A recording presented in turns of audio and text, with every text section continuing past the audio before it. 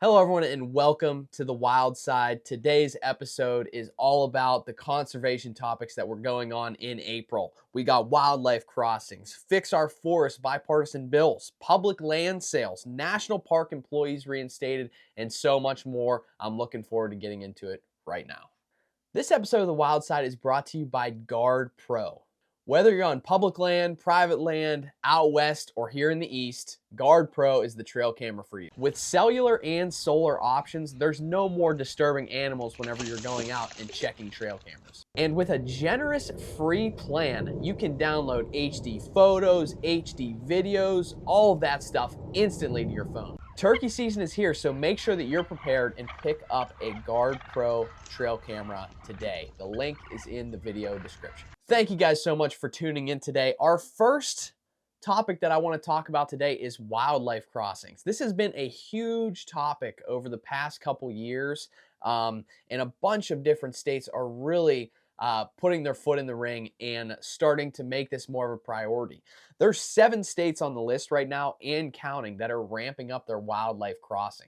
Those states include California, Colorado, Montana, New Mexico, Oregon, Utah, and Wyoming.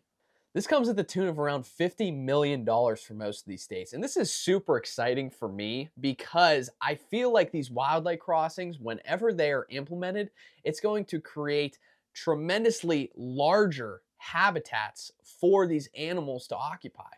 Traditionally, highways segregate their habitats, so it splits it up into multiple sections, and animals can only run around in their specific section. Well, with wildlife crossings, that kind of expands their range. It expands the area that they can wander around. It gives them a significantly larger option for food resources, water resources, and general just cover. And that's all the things that wildlife needs to survive. And if that all is in place, populations could expand dramatically. Next on the docket is our Fix Our Forests bipartisan act that was introduced by folks from both the Democratic and the Republican Party. This bill addresses wildfire risk, forest health, and restoring landscapes. Wildfires nowadays are more prevalent than ever. I'm not sure if it's because of social media or they're getting worse with climate change, but you're definitely noticing them more. It was interesting. I was listening to a podcast on Meat Eater that talked about this very issue. And what this guy was basically saying is that, yes, these forest fires are bad and they could be getting worse, but we're hearing so much more about it because these areas are getting more and more populated. So this was a bill that was long overdue. I'm glad that they're finally making it a priority. The biggest thing that this bill is going to tackle is restoring riparian habitat and wetland habitat. So basically adding more water to the landscape, more stagnant water. And this will also in turn help water quality. These riparian zones and these wetland zones are huge factors in water filtration. So if you have more of them, not only are your wildfire risks going to be decreased, but you're also going to have extremely better water coming out of these zones. This bill also plans to streamline collaboration between state, federal, and local jurisdictions to help aid in the process of making the wildfire risk less. Another point that has been a huge debate in legislation is the public land rule. Let me break down the public land rule for you. So this public land rule recognizes conservation as a legitimate equal use of public land that is on the same standing as energy production, grazing, timber, recreation, hunting, fishing, hiking, all of that stuff, all on the same level. Unfortunately, there have been pushes by the current administration to rescind the public land rule. Secretary of the Interior Doug Burgum is set to review the rule over the coming months. This rule governs 245 million acres of public land, which is a huge tract of the United States.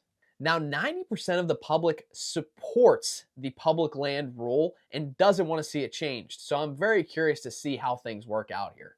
And just as a little factoid, public land, specifically the National Forest System, contributes 20% of all of the fresh water in the United States. That's not even including the BLM land. And just for perspective, The National Forest System manages about 193 million acres, and the BLM manages 245 million acres. So just comparing those two, that's 40% of all of the fresh water in the United States that we rely on to drink. Again, I'm very curious to see where this leads, but make sure that you are all staying tuned and staying informed. Staying on the topic of public land, there had been a lot of talks about public land sales. I know Utah was at the forefront of this, trying to get the federal government to sell them 19.5 million acres of BLM land that they could then use for themselves. Now, this is not a new argument. This has been very common, and there have been serious stirrings of selling public land. The upcoming budget reconciliation bill actually authorizes the sale of public land.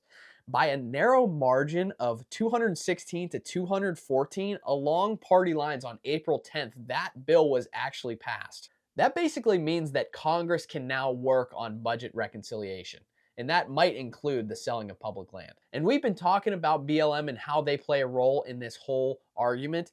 The Bureau of Land Management is directly in the crosshairs. The land that they oversee is very much up at stake right now, and it creates a huge, huge concern for us public landowners. The situation's pretty fluid right now, and not a whole lot is known. So again, you got to make sure that you're staying informed and staying tuned to what's going on with legislation. And there is a way that you can help. You need to speak out to your representatives, to your governors, to your senators, and make sure that you make your voice heard. There are certain organizations that make this super easy. One of them being the Backcountry Hunters and Anglers. And if you go on their website, you can actually go to one of their tabs that says Take Action, fill out all your personal information, and they have pre-written emails and phone call scripts that you can use directly. It takes 5 minutes and it makes a huge difference, trust me.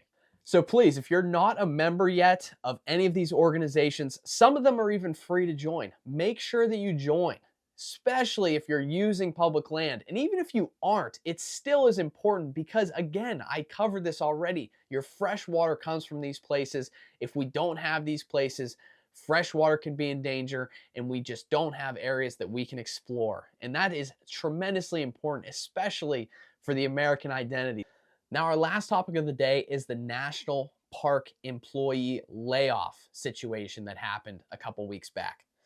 Over 1,000 national park employees were laid off during their probationary period, which lasts about, I believe it's between 6 months and a year whenever they're first hired. Now, a couple weeks back, a federal judge actually saw this case and proclaimed that those layoffs were in fact unconstitutional, and all of those employees got laid off, were reinstated, and got their jobs back. So this was a huge win for those specific individuals. I definitely feel for them because those are some dedicated employees. That's all I got for you guys today. Make sure that you check out the rest of our YouTube channel. We post videos like this all the time, on the weekends, during the week, talking about conservation, also going on these really cool trips. So make sure you check it out.